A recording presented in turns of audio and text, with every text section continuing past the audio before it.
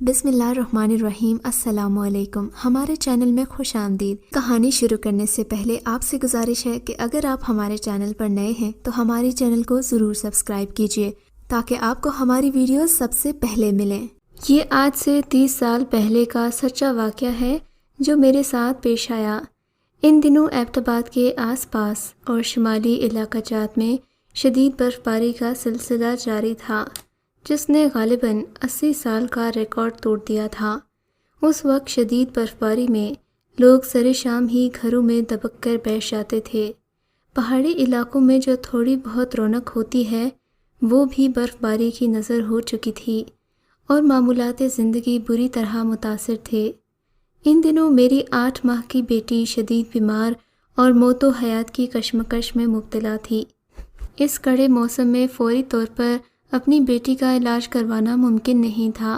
میں نے اس کی خصوصی دیکھ بھال کے لیے اپنی ڈیوٹی شام کی شفٹ میں کروا لی تھی تاکہ خدا نخواستہ دن کے وقت کسی تکلیف کی صورت میں فوری طور پر اسے ہسپتال لے کر جا سکوں۔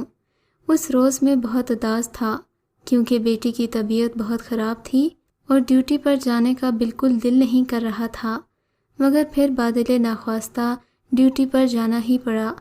سارا دن کام میں مصروف رہا۔ شام ہوتے ہی حسب معمول شدید طوفانی بارشوں کا نہ ختم ہونے والا سلسلہ شروع ہو گیا۔ اس وقت تیز طوفانی بارش ہو رہی تھی کہ میرا دل گھبرانے لگا۔ بار بار بیمار بیٹی کا چہرہ نگاہوں کے سامنے آ رہا تھا۔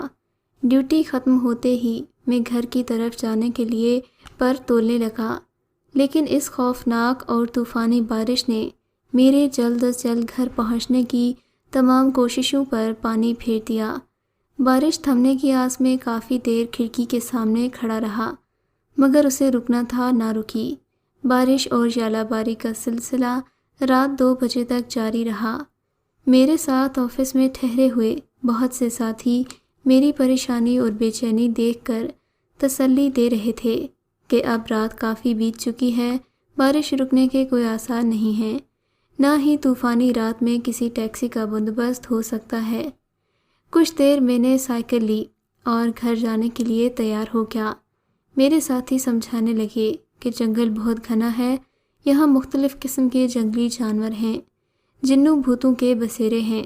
میں نے ان باتوں کو ہنس کر ٹال دیا کیونکہ اس قدر سردی اور ژالہ باری میں جنگلی جانور اور جن بھوت بھی نہیں نکلیں گے۔ بہرحال میں بیٹی کی محبت میں سب کی باتیں رد کرتا ہوا اللہ کا نام لے کر گھر کی طرف چل پڑا۔ شدید سردی میں ہر طرف ایک بھاری سناٹا چھایا ہوا تھا، صرف میری سائیکل چلنے کی آواز آ رہی تھی۔ گھر کے راستے میں مرکزی سڑک عبور کرتے ہی گھنے جنگل کا سلسلہ شروع ہو جاتا تھا جہاں سے عموماً میں ہنستے کھیلتے گزر جاتا تھا، لیکن اس روز اس خوفناک اور گھنے جنگل کو دیکھ کر میرا دل گھبرانے لگا۔ تاہم دل کو تسلی دے کر اور مختلف قرآنی آیات پڑھتا ہوا میں آگے بڑھتا رہا۔ ابھی میں تھوڑی دور ہی گیا تھا کہ ایک کڑکدار آواز اچانک گونجی، رک جاؤ۔ میرا پورا جسم خوف کے مارے کانپنے لگا۔ سخت سردی میں پسینہ پسینہ ہو گیا۔ میری سمجھ میں نہیں آ رہا تھا کہ رات کے اس بحر ویرانے میں یہ کس کی آواز ہو سکتی ہے۔ صورتحال ایسی تھی کہ واپس نہیں جا سکتا تھا اور نہ ہی کسی کو مدد کے لیے پکار سکتا تھا۔ موت کو اتنا قریب دیکھ کر زور زور سے میں کلمہ شہادت پڑھنے لگا۔ چند ثانیے میں ایک دراز کا سایہ میری طرف پھرنے لگا۔ اب مجھے اپنی موت کا پکا یقین ہو گیا۔ سوچنے لگا کہ صبح میرے گھر والے مجھے یہاں ڈھونڈتے ہی پھریں گے۔ مجھے اندازہ ہو گیا تھا کہ اس گھنے جنگل میں اور آدھی رات کو یہ کیا چیز ہو سکتی ہے، اس لیے اس کی طرف خصوصاً اس کے پیروں کو دیکھنے سے میں قصداً ہی گریز کر رہا تھا۔ وہ غیر مرئی مخلوق میرے قریب آ گئی اور پیار سے کہا، بیٹا میرا پیر زخمی ہے، میں سامنے والی پہاڑی پر رہتی ہوں، مجھے وہاں پہنچا دو۔ چند لمحے پہلے میں خوف سے کانپ رہا تھا اور سخت سردی میں پسینہ پسینہ ہو رہا تھا، مگر اس میٹھی آواز میں موجود محبت نے مجھے پگھلا دیا تھا۔ ڈر اور خوف ختم ہو چکا تھا۔ یہ ایک باوقار خاتون تھی، اس کی عمر کوئی 26 سال کے قریب ہوگی۔ اس نے سر سے پاؤں تک سفید چادر سے خود کو ڈھکا ہوا تھا اور اس کی سفید پیشانی پر کالی سیاہ لٹیں بکھری ہوئی تھیں۔ اس نے بال پیچھے کرتے ہوئے ادائے بے نیازی سے کہا، میں سامنے والی پہاڑی پر رہتی ہوں اور چاہتی ہوں کہ تم میری مدد کرو۔ میرا پاؤں زخمی ہے، میں زیادہ چل نہیں سکتی۔ وہ لڑکھڑاتے ہوئے میری طرف آ رہی تھی اور میرا دل زور زور سے دھڑک رہا تھا۔ وہ بنا کچھ پوچھے ہی میرے ساتھ سائیکل پر بیٹھ گئی۔ میں تیز تیز سائیکل چلانے لگا۔ راستے میں مجھ سے پوچھنے لگی، تم آدھی رات کو اس خوفناک جنگل میں کیوں آئے ہو؟ میں نے کہا، میری بیٹی کی زندگی کشمکش میں مبتلا ہے، اس کے لیے ہر صورت جلد از جلد اپنے گھر پہنچنا چاہتا ہوں۔ اس نے میری یہ بات سنی تو مجھے رکنے کا کہا۔ میں نے بنا کچھ کہے پوچھے سائیکل ایک جگہ کھڑی کر دی۔ اس نے اپنی سفید چادر سے کوئی چیز نکالی اور میری طرف بڑھا دی۔ یہ ایک لفافہ سا تھا، گویا اخبار سے بنا ہوا تھا۔ میری طرف بڑھایا اور بولی، یہ لے جاؤ، اپنی بیٹی کو کھلا دینا، وہ ٹھیک ہو جائے گی۔ پھر میری طرف دیکھا اور بولی، اب مجھے سائیکل پر بٹھاؤ، مجھے بھی گھر جانا ہے۔ ایک بار پھر ہم سائیکل پر بیٹھ گئے اور پہاڑی کی طرف روانہ ہو گئے۔ باتیں کرتے کرتے ہم پہاڑی کے قریب پہنچ گئے۔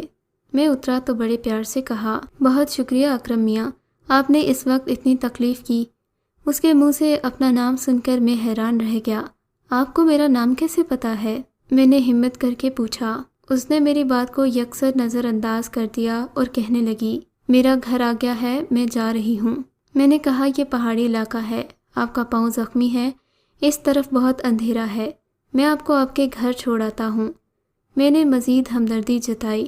کہنے لگی، نہیں، میں پہاڑی علاقے میں چلنے کی عادی ہوں، آگے میں خود ہی چلی جاؤں گی، ویسے بھی میرا گھر زیادہ دور نہیں ہے۔ میں نے جب دوبارہ اصرار کیا تو اس کے چہرے پر سختی ابھر آئی۔ اس نے اپنی جھیل جیسی آنکھوں کو گھما کر مجھے غصے سے دیکھا اور بولی، خبردار میرا پیچھا نہ کرنا، سیدھے اپنے گھر جاؤ، اللہ تمہاری بیٹی کو صحت کاملہ عطا فرمائے۔ اتنا کہہ کر وہ تیزی سے آگے بڑھ گئی تو میں بھی اپنے گھر کی طرف چل پڑا۔ اس وقت رات کے 3 بج رہے تھے۔ میں گھر کے قریب پہنچا تو مجھے دور سے بیٹی کے رونے کی آوازیں آنے لگیں۔ گھر کے دروازے پر دستک دی۔ بیوی نے ڈرتے ڈرتے دروازہ کھولا اور کہا، اتنی دیر سے آنے کی کیا ضرورت تھی؟ خدا نہ خواستہ راستے میں کوئی حادثہ پیش آ جاتا تو؟ میں نے بیوی کی بات کا کوئی جواب نہ دیا اور جلدی سے گھر کے اندر آ گیا۔ میری بیٹی ابھی بھی مسلسل رو رہی تھی۔ اس نے آتے ہی مجھے دیکھا، تھوڑی پرسکون ہو گئی۔ میں نے والہانہ انداز سے اسے پیار کیا، مگر میری بیٹی کی تکلیف ابھی بھی کم نہیں ہوئی تھی۔ وہ مسلسل رو رہی تھی۔ میں نے بیوی کو پانی کا گلاس لانے کا کہا اور خود وہ لفافہ کھول کر دیکھنے لگا۔ اس لفافے میں چھوٹے چھوٹے سفید رنگ کے دانے تھے۔ وہ دانے انتہائی میٹھے تھے۔ میں نے ایک دانہ چکھ کر بھی دیکھا۔ میں نے اپنی بیوی کو وہ مہاجرہ سنایا۔ ہم دونوں ڈرے ہوئے تھے کہ مبادا کہیں یہ کوئی زہریلی چیز نہ ہو، مگر ہمارے پاس کوئی چارہ بھی نہیں تھا۔ اللہ کا نام لے کر وہ سفید دانے ہم نے پانی میں گھولے اور اپنی بیٹی کو پلا دیے۔ وہ پانی پیتے ہی میری بیٹی کی آنکھیں بند ہو گئیں۔ ہم پریشان ہو گئے۔ کافی دیر بیٹی نے آنکھیں نہ کھولی تو ہمیں تشویش ہونے لگی، مگر پھر اچانک ہی وہ عجیب انداز میں ہنسنے لگی، ادھر ادھر دیکھنے لگی اور رات کے اس پہر اٹھ کر کھیلنے لگی۔ ہم حیران تھے کہ اسے کیا ہوا ہے۔ خیر، میں نے شکرانے کے نفل ادا کیے کہ اللہ نے خیریت سے مجھے گھر پہنچا دیا۔ بیٹی کی حالت دیکھ کر میرا دل دکھتا تھا۔ اللہ سے گڑ گڑا کر دعا دی کہ اے اللہ، اب میری بیٹی کو بیمار نہ کرنا، اگر اسے کوئی بیماری ہو تو اس سے پہلے میں بیمار ہو جاؤں۔ صبح ہوئی تو ایک کونے میں اپنی بیٹی کو اطمینان اور سکون سے کھیلتے ہوئے پایا۔ یہ دیکھ کر مجھے بے حد خوشی ہوئی۔ یقین ہو گیا کہ یہ اس پراسرار خاتون کی دعا اور خصوصاً اللہ رب العزت سے گڑ گڑا کر مانگی ہوئی میری دعاؤں کا اثر ہے۔ میں سوچتا ہوں اکثر کہ وہ قداور بھاری جسم والی خاتون میری سائیکل پر بیٹھی اور پورے راستے میں آسانی سے سائیکل چلاتا رہا۔ مجھے ذرا بھی بوجھ محسوس نہیں ہوا کہ میرے ساتھ کوئی بیٹھا ہے۔ اکثر یہ خیال بھی میرے ذہن میں آتا ہے کہ کہیں وہ میری والدہ کی روح تو نہیں تھی جو اکثر مصیبت یا پریشانی کے وقت میرا ساتھ دینے آ جاتی ہے اور خواب میں مجھے تسلی دے کر چلی جاتی ہے، مگر میں یقین سے کچھ نہیں کہہ سکتا کیونکہ یہ اس وقت کی بات ہے جب میں بہت چھوٹا تھا۔ تبھی میری والدہ مجھے چھوڑ کر اس جہان سے ہمیشہ کے لیے چلی گئی تھیں۔ خدا جانے وہ کون تھی اور اس کے بعد وہ کہاں چلی گئی، کیونکہ کئی بار میں اس راستے سے گزرا، پہاڑی کے پاس کوئی گھر تلاش کرنے کی کوشش کی، مگر وہاں کوئی گھر تو دور کی بات کوئی جھونپڑی بھی نہیں تھی۔ اگر آپ کو یہ کہانی اچھی لگی ہے تو اس ویڈیو کو لائک کیجیے اور اس طرح کی مزید ویڈیوز دیکھنے کے لیے ہمارے چینل کو سبسکرائب کیجیے۔ اور ہاں، اگر آپ کی کسی دوست، رشتہ دار یا بہن کے ساتھ خدا نہ کرے ایسا کوئی واقعہ پیش آیا ہے تو ہمیں کامنٹ سیکشن میں اس کے بارے میں ضرور بتائیے۔